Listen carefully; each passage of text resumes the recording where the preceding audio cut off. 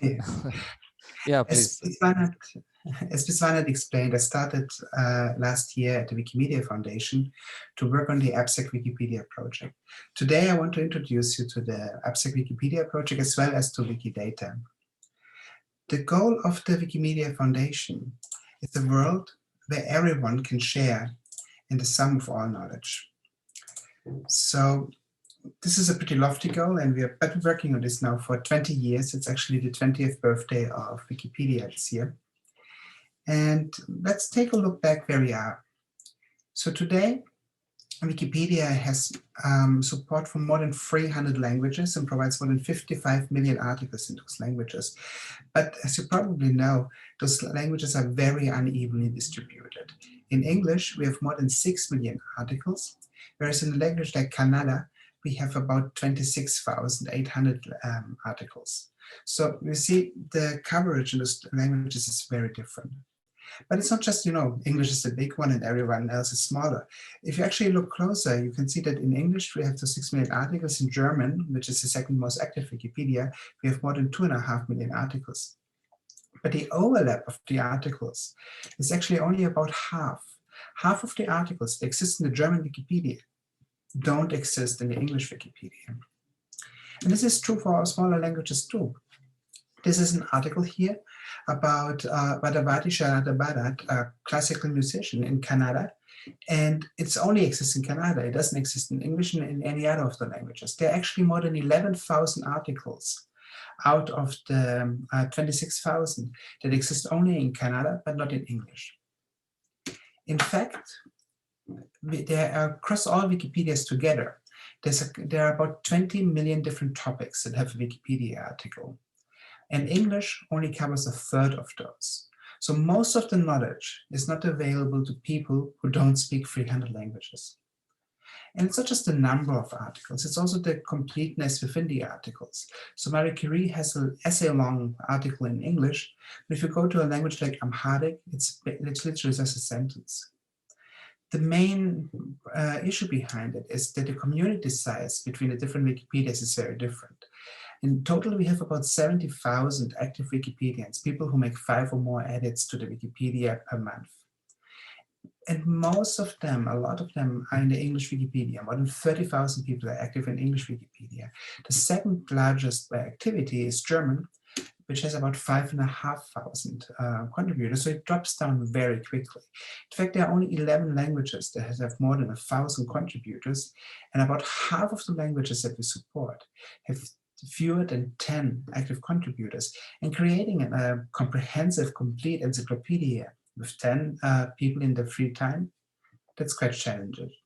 So regarding the goal of a world where everyone can share in the sum of knowledge, we're not there yet, not even close. The core issue of that is that the cost of Wikipedia is basically the number of topics that we want to cover, 20 million, times the number of languages, because the articles between the different languages are basically independent of each other. Could we turn this multiplication into an addition? How would an architecture look like that would allow it? This is because if we do that, we can reduce the cost of Wikipedia by 2 orders of magnitude, and therefore bring it to a space that is actually available for the Wikipedia community. So let's take a look at how this could work. This is the Urdu article for Marie Curie. And what we see here is actually that a lot of the content in this article isn't from the Urdu Wikipedia. The info box and a lot of information inside the info box is actually pulling it from different sources. So are the references at the bottom, so are the site links that are linking the different languages. And further down, there are links to authority sources and how Marie Curie is represented in those. All this data is not coming from the Urdu Wikipedia. So let's take one example. If you pull up the info box and take one specific box here it says this is the PhD advisor of Marie Curie, that's Gabriel Lippmann. This data is actually stored in Wikidata. Wikidata is an open knowledge graph that has been powering Wikipedias for for almost a decade now. It was launched in 2012, provides structured linked data, persistent identifiers for the object, and is completely multilingual. Let's take a look at Wikidata. So this is the entry for Marie Curie in Wikidata, and if we scroll down, then we find this here the article, the content that the doctoral advisor of her is Gabriel Lippmann. And this is the information that we earlier saw on the Urdu Wikipedia. So the Urdu Wikipedia is sending a request to Wikidata, asking for the doctoral advisor, getting the information, it's Gabriel Lippmann, and displaying that. Now I said it's all multilingual. In reality, what Marie Curie is being represented as in Wikidata is this Q number, Q7186. This is the node for Marie Curie. And what this allows us is that we can actually switch the language interface of Wikidata and say, instead of looking at it in English, we can also look at it in Bengali or in Assamese, in Hindi, in German, Hebrew, or Arabic. I think it's Arabic. In fact, Wikidata supports 426 languages. And unlike the Wikipedias, where every article is independent of the other article, written in every single language, we are here providing a view on the same data. So when you see the content in English or in German or in Assamese, it's always the same underlying data beneath. And if you go and edit something in the article, it actually updated in all of the other languages immediately. So if you edit it in Assamese, it will be available in Kannada immediately at the same time. If you edit it in Hindi, it will be available in Japanese at the same time. So it's always the same knowledge graph, which everyone is editing when they're working on Wikidata. Another thing, if we scroll down on the page of Marie Curie, we find a lot of identifiers in other sources like VIAF, ISNI, and so on, in many, many different GLAM institutions, news articles, national libraries, and so on. And in fact, we are connecting to all of these, basically we are linking to all of them. So you can go and take another look at what is being said in those places about Marie Curie and connect it to the worldwide graph of knowledge that is on the web. This turns Wikidata into a kind of modern Rosetta Stone, only that we don't have only 3 languages, but we are supporting, in fact, more than 5,800 catalogs and connecting to all of them. Wikidata today has more than 90 million items, topics that it's talking about, and describes them with almost 1.2 billion statements. The number that I'm most proud of, Wikidata has more than 26,000 active contributors each month. And they have created more than 1.3 billion edits so far to Wikidata. In fact, Wikidata became last year the first wiki ever to surpass 1 billion edits, and only one other wiki managed it since then, which was earlier this year. The English Wikipedia also reached 1 billion edits. A number that surprises me a lot is that we have about 15 million Sparkle queries per day going against Wikidata. Wikidata provides a Sparkle endpoint. Sparkle is a query language for RDF databases, for triple stores. And the nice thing about the Sparkle endpoint of Wikidata is that the results can be immediately also turned into a beautiful visualization and embedded in many different contexts. Here are a few examples of such visualizations.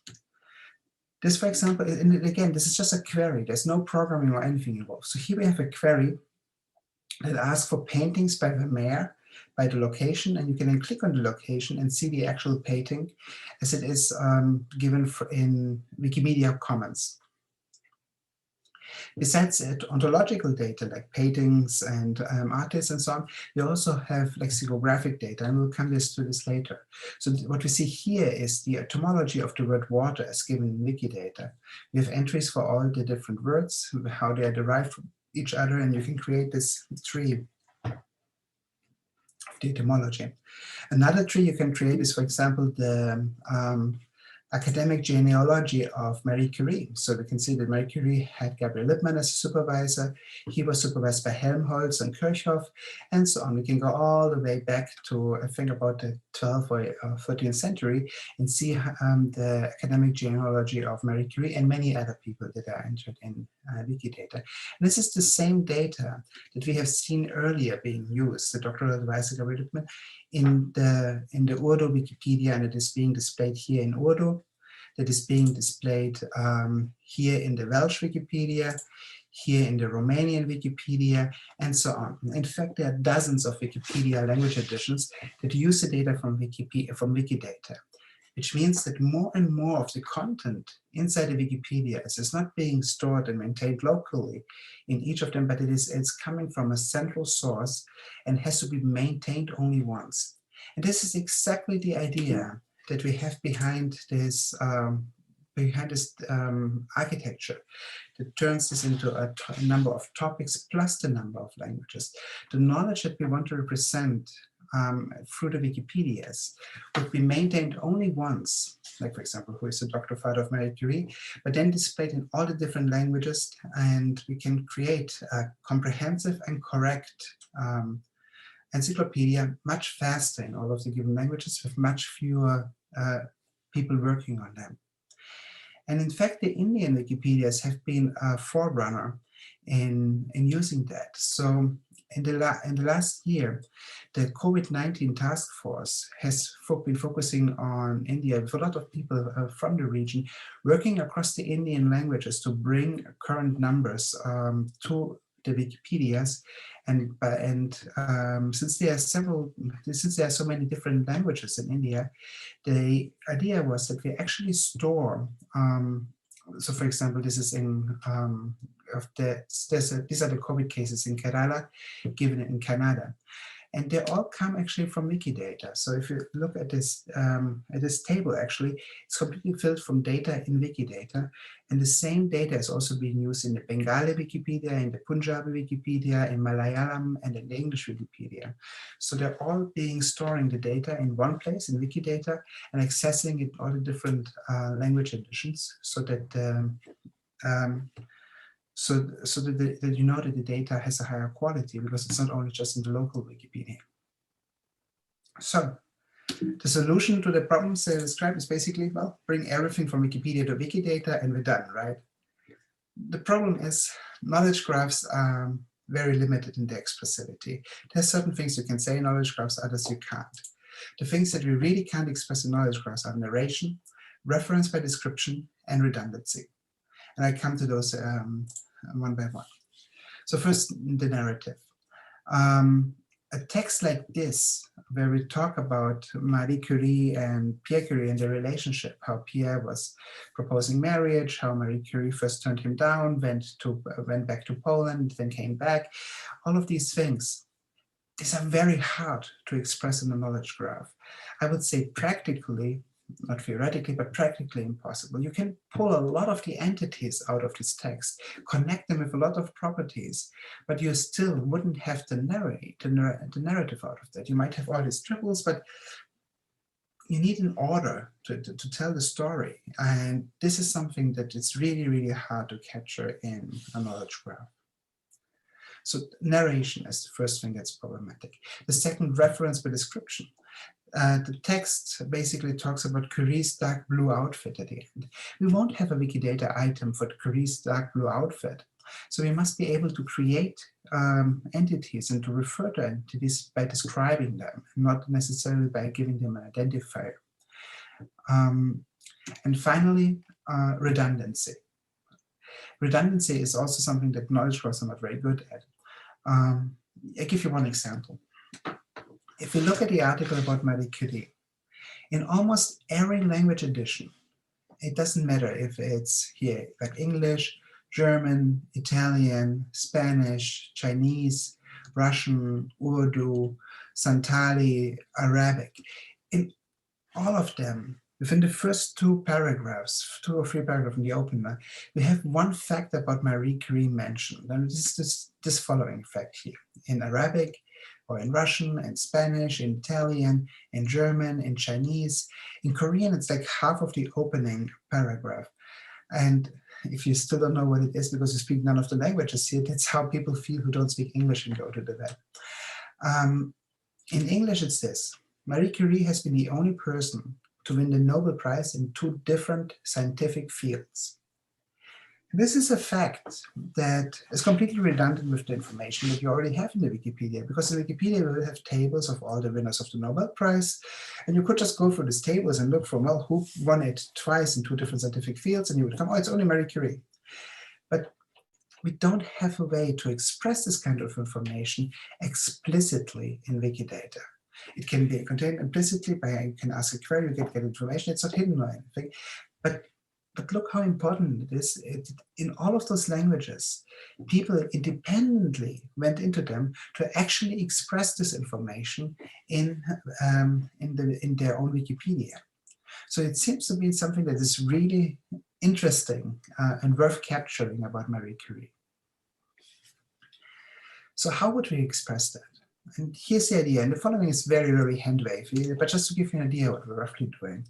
So taking a sentence like this one, could we put it into some form which abstracts away from the surface of the language? Could we, for example, say, well, let's use a frame, for example, like the only person dead frame, and the person is Marie Curie.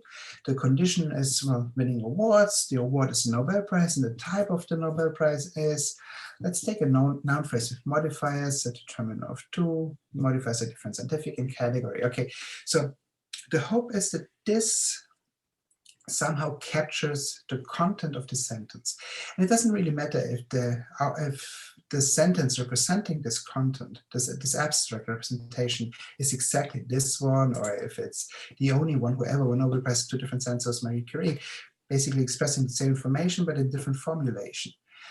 What is important is that from the same abstract representation, we can also turn to another language, like for example, my native Croatian, and create a sentence out of this. So what would we need to do in order to get there? Well, we would need those constructors, only person that, which has slots like person and condition, which have types. The person is a person, the condition is a verb phrase, and that constructor returns a clause. Then award-winning is something that returns a verb phrase. It also has a number of slots and so on. So we would need this set of constructors, and then we would need to build them together.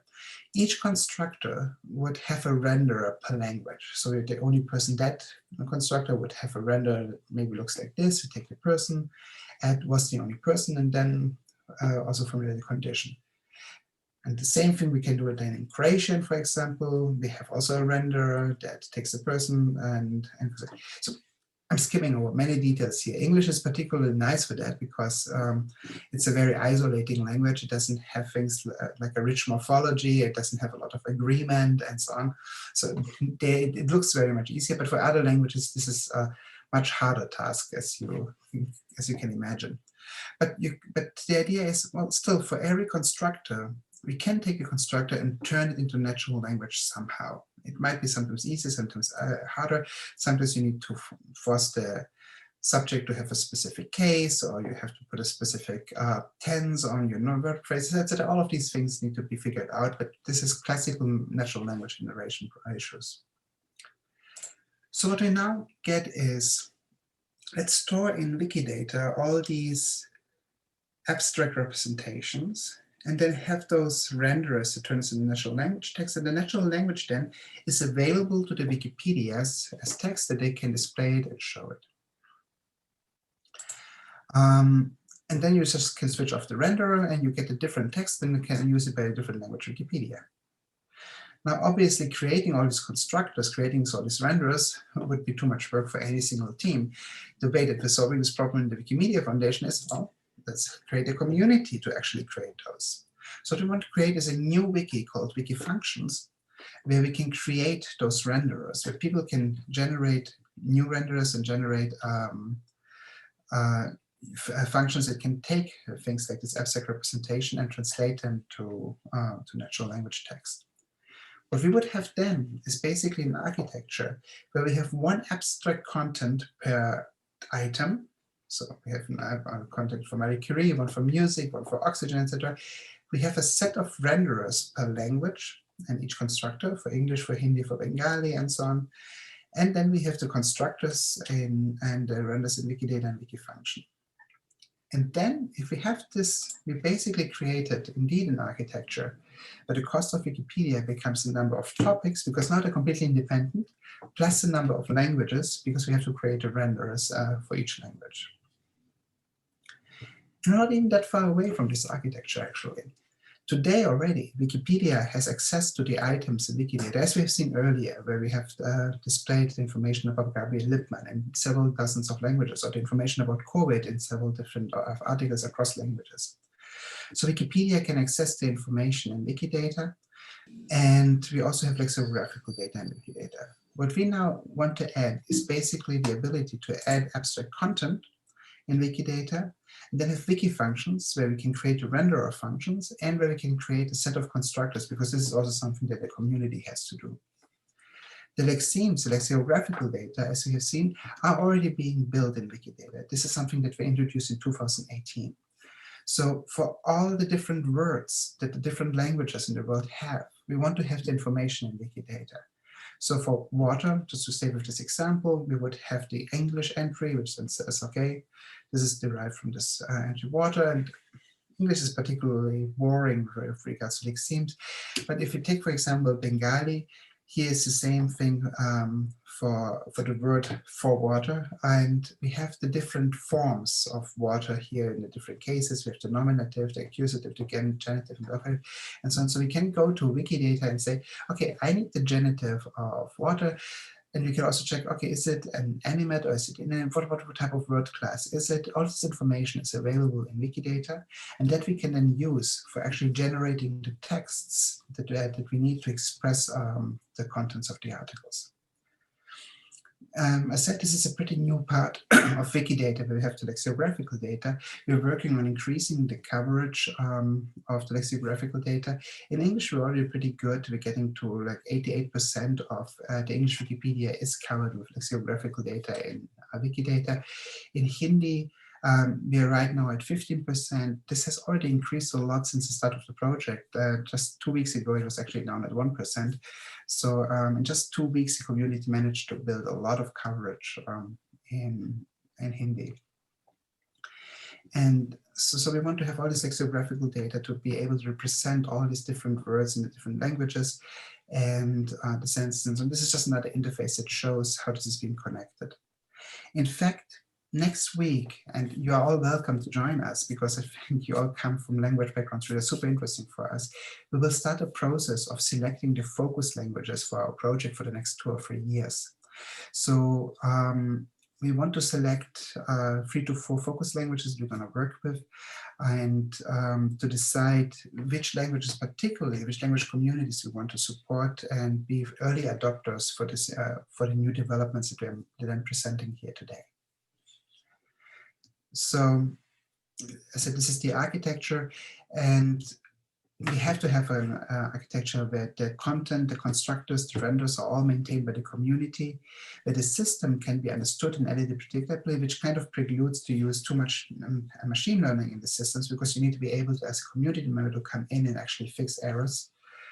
And the whole thing sounds a little bit crazy, but there are certain reasons for optimism. First, we're really aiming only on encyclopedic text. We're not trying, to get to prose, to lyrics, or to manifestos and something that stirs your heart over there. It's encyclopedic text. It's okay if it sounds a bit boring, as long as the content is correct.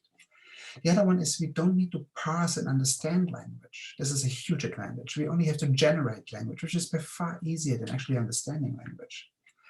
We're also starting with a very simple and low baseline. We have seen that there are a lot of Wikipedias who have only a few hundreds or thousands of articles. So there's a lot of space where you can actually create articles and fill them up like kind of a baseline knowledge for everyone. The incentive infrastructure is also very promising in a number of ways that we can discuss later. And the goal is very attractive. A world where everyone can share some of our knowledge. Because not only are we making this knowledge available to people to read, but we're inviting everyone to contribute to the baseline knowledge which will be then available in many, many other languages. So how do we want to achieve that? Well, constructor, renderer, content, those are all weird terms that we haven't heard much about if you're not into much deep international language generation. But if you squint a little bit, they look a lot like terms in programming languages in computer science. A constructor is basically a type. A renderer is basically a function, and content is a value of a type, is an instance of a type.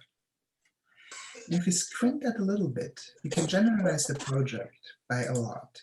And then we get to something that we're calling Wiki Functions. Wiki Functions is a new project that we're going to launch this year, where we want to be able to create kind of a Wikipedia for algorithms, where we want to have a wiki where we collect functions.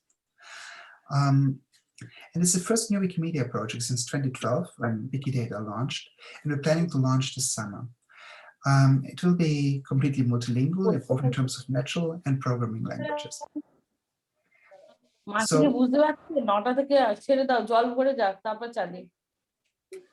So Wiki Functions will be, is the name that the community has decided for this project. We're currently looking for a logo. Here you see the 24 submissions that have come in. We're starting the logo vote on Monday. The submissions have been just closed yesterday.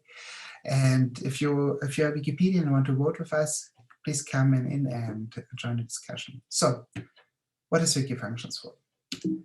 A function is a mapping of input to output. Okay, that's the formal definition, but much more interesting. Functions are knowledge.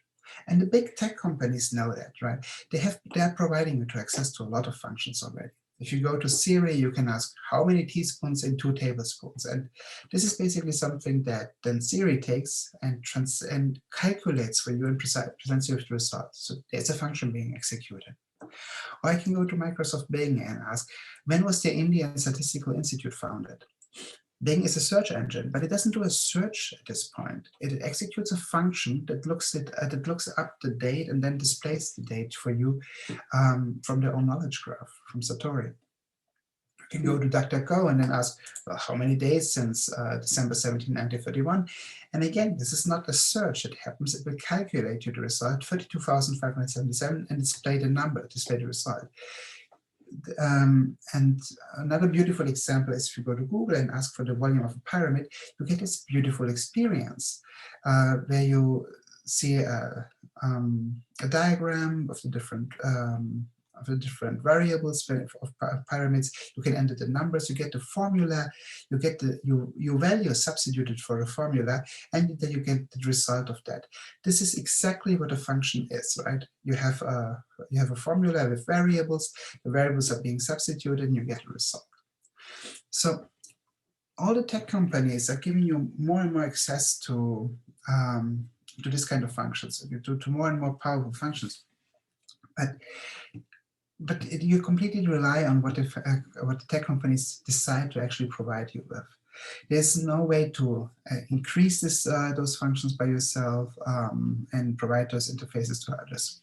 If you go a little bit outside of what they allow, for example, how many pages in Springer format are 10 pages in ACM format, you're out of luck. There's nothing that does this conversion for you and provides you with the calculation. You get just 10 blue links from Google. So functions are knowledge, and knowledge is power. So having access to more functions is really power, and having the ability to create functions and to call for arbitrary functions is a superpower, really. And programmers have the superpower. For programmers, this is awesome. You know, if they want to do something like make all these calculations, they can just write code and run it themselves and so on. You can also go to a friend who does the thing, but and does the coding for you. But what do you do if you don't know how to code, or if you don't have a setup that allows you to code, or don't have the CPU and all these things? So this is where Wiki Functional ones come in. We really want to democratize access to functions. We want to make available to everyone, and we want to allow everyone to share new functions. So this is a mock-up of how Wiki Functions could look like. It would have access to a lot of functions in different areas. You can then have something like a function of the day that you can calculate. So to give an example, so this would be the function that converts tablespoon into teaspoons. We have different implementations in different languages. Or here the function that takes how many days between 2 dates. This is a function that takes 2 dates, returns you the number of days, or quantity in days. Or let's go into detail into one function. This is the multiplication function, super simple. Let's say we define it between positive integers, so we take two positive integers, we return one positive integer. This function has in Wiki Functions 3 different implementations, so we can take a look at a JavaScript implementation. As I said, it's multilingual in terms of programming languages. So we have one implementation in JavaScript where we say, okay, we just use the JavaScript native multiplication for that and return the result. It's basically super trivial. Obviously, most functions wouldn't be that trivial, but it's just to illustrate it. The same thing can happen in Scheme. We have a very different syntax for that, but in the end, it's the same thing. We're using the built-in multiplication from Scheme and return the result. Or here in Composition. Now, Composition is a bit different. Composition is not a fancy new programming language you haven't heard of. But composition is the idea that every function in Wiki Functions could be composed from other functions that we already have in Wiki Functions. So what we do here is, for example, that we reduce multiplication to a repeatedly usage of addition. Sure, obviously, 5 times 5 means that you're just using 5 plus 5 times. So what we're doing here is basically we're doing a recursive call on addition and get the result back. Now, the interesting thing is, because all of these are functions in Wiki Functions, and because Wiki Functions has the same mechanism like Wikidata for providing different languages, the implementation that you see here, you can also read it in Bengali, for example.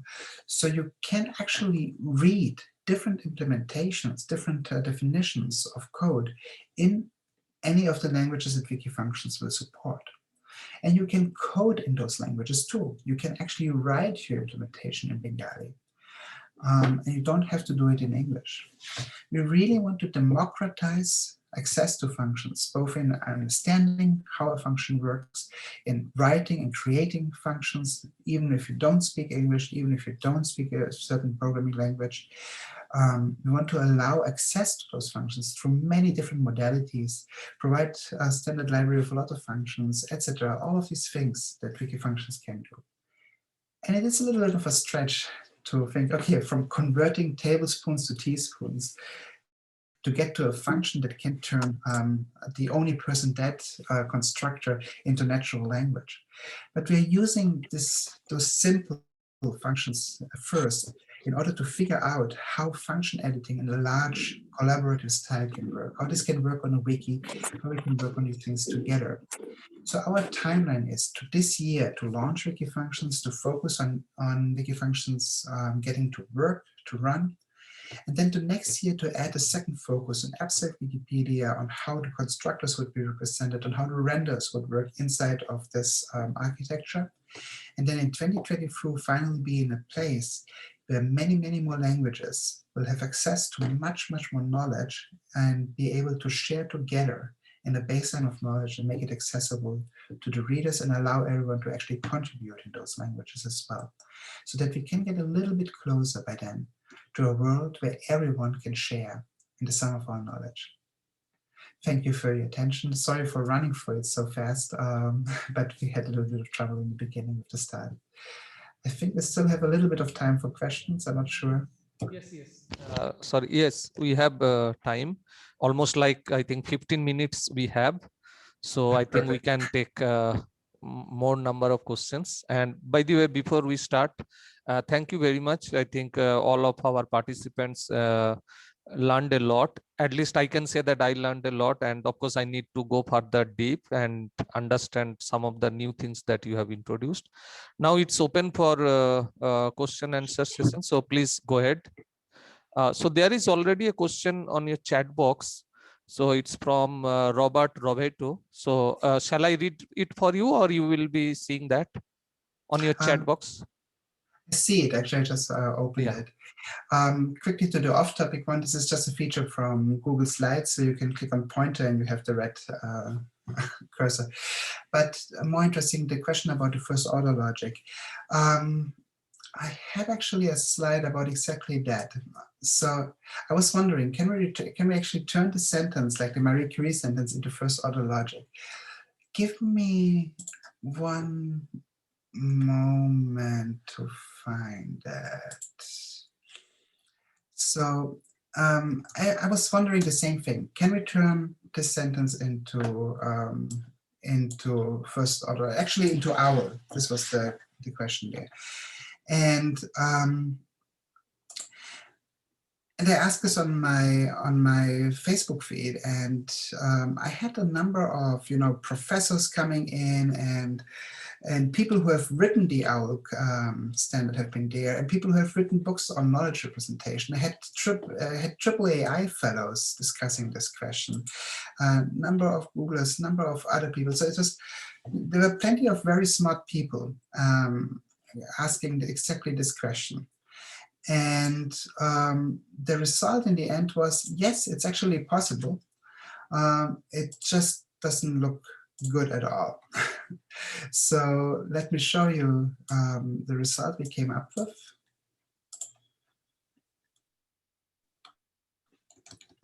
So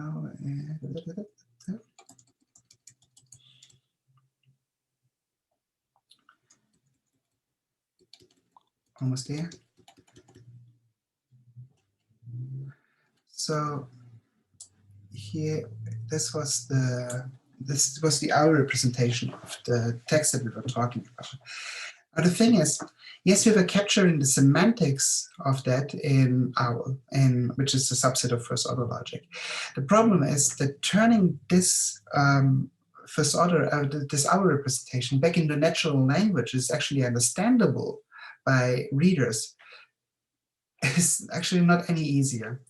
So what we are planning with Wiki Functions, with Abstract Wikipedia, is not to look at the formal semantics first, to capture the formal semantics of this thing first, because this can be hard. As you see, we had here a lot of smart people trying to figure out how to do it, and this is the result we came up with.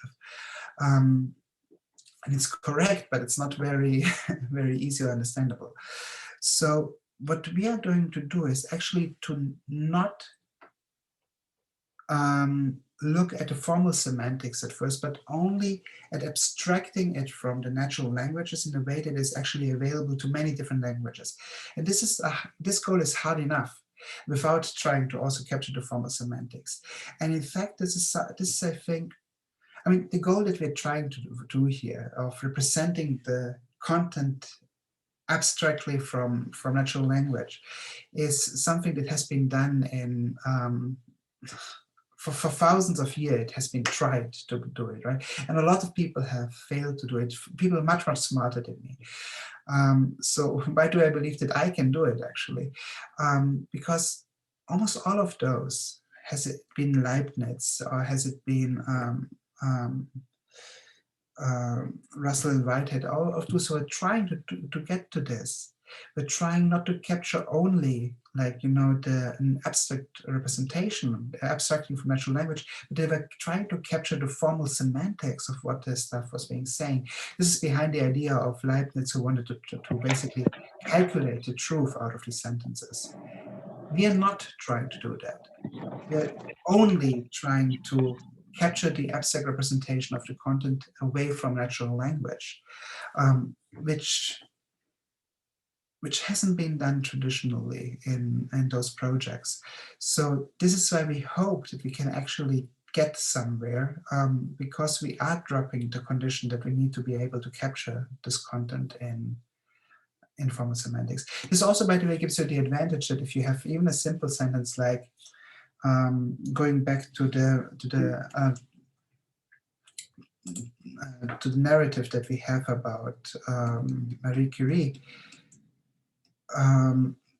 if you have even a simple sentences like here, for example, that Curie declared he was ready to move with her to Poland, or Sklodowska returned to Warsaw. She was still laboring under the illusion that she would be able to work in her chosen field in Poland. You need a lot of theory to capture such a sentence in a formal way. But you don't need that much theory to capture basically a little bit of an abstract representation that can then be turned into natural language again. So if you just abstract away, from the vagueness of a specific language, you can get very far without having a theory of mind and having a theory of society and all of these things being involved in those things. we just need to be able to make the sentences without really having to understand this, and we can still get a lot far. Having said that, I totally believe that the representation that we will come up will make it easier to then build computational models on top of that, but it won't be trivial. And we're trying to avoid the second step of actually formalizing the content. Sorry, this was a super long answer for this question. Does this make sense?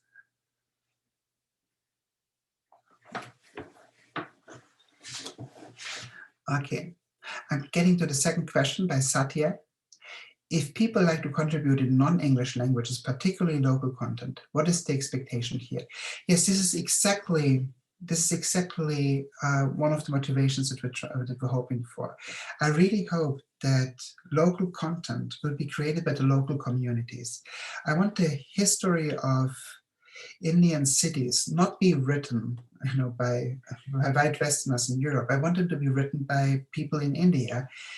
And not only for people, I don't want people in India to write a history of Indian cities only for Indians. I want them to write the history of Indian cities for the whole world. I want everyone to describe their own cultures, their communities, and I want them to contribute in their language. So the contributing to the abstract content will be possible inside of your language. You can contribute in Kannada, just like you can in Wikidata too. You can contribute in Bengali, you can contribute in Hindi, and it will all go to the same content and be available in all the languages. So this is exactly the motivation that we're aiming for, that people actually describe their own cultures, their own lives, their own worlds to everyone and make it available to everyone. So we really hope that we can remove some of the biases that we have currently in the Wikipedias.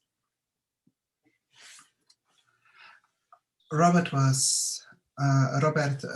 was answering, I think, to my previous answer. Yes, I agree, that doesn't look so nice in that format. I don't like OWL. A translation will probably be nice in full FOL, in full first order logic, outside of a computable setting. Good points about the complexity, thanks. Yes, it's true. Yeah, obviously in first order logic, you would make it even nicer, nicer looking, but in the end, it wouldn't be computable. And then the question is, why even capturing the formal semantics if you can't compute the results? So it's a trade-off. But again, I said, this is not our goal to capture the thing in a formal way. In the first place, our goal is to capture the content in an abstract form that we can make it available in many languages. So I have one in related to this. I have a question. So yeah, I understand that because things are enough complicated, so we may not need to adopt at the first step as a very complicated way of doing things, because we may not be able to go ahead at a time. But what about that, the kind of cost? Because I want to again repeat that one thing, that I do agree that things are enough complicated. So we should think in a more simpler way, that at least we can do something rather than trying everything at a time. But the question is that at what cost we are probably going to, what cost we are going to pay, but not, trying to do something like in a more formalized way. So do you think that are we going to lose something, or it's not really that expensive compared to the computational cost or some other related cost? We will lose a lot of possibilities by not formalizing. That's definitely true. If we would be formalizing it, we could use the results in many, many, many different ways that we won't be able to do with this result. What I believe, though, is that the initial costs to create the formalized models are so high, making it so difficult that it's basically impossible to get to that level in the first place. So, and I mean, it has been tried before. Psych has been trying that for decades to get there, and didn't actually. Other ways has been tried to model this. I mean, a lot of research in computer science is exactly about it in knowledge representation. And I'm being the heretic here and saying, let's give that up for a moment. Let's drop that.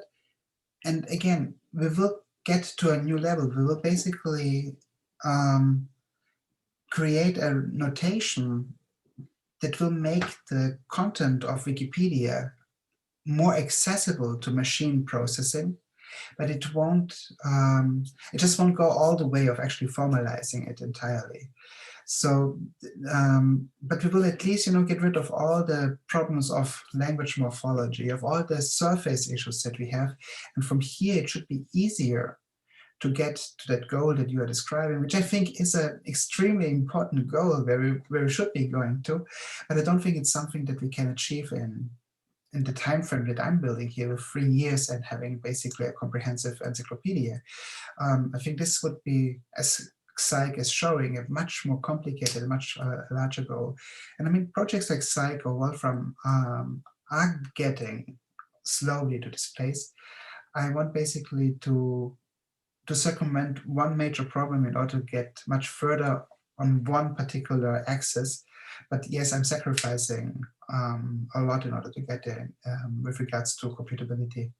I do agree that, because basically when we are talking about such a large amount of knowledge or data, whatever you want to say, so yes, it may not be that smart way of doing things, like making everything trying to formalize and all, but yes, maybe it is fine with a small pockets with a very domain specific when we are taking that, but in a wide scale, yes, it may not be the case. And I think that is where that Psych is, I think, failing there, I think, because they tried everything at a time. And but I do agree with that.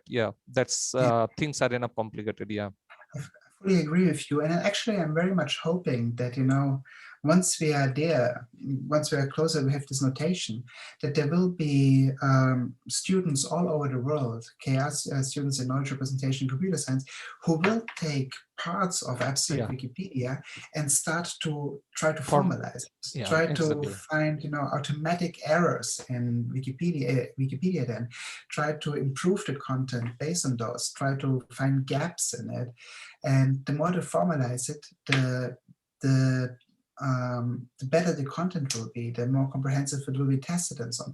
In the end, I expect that in 5-6 years, we might have things like automatic unit tests for encyclopedia articles, which is something we currently don't have. And this is already pretty awesome.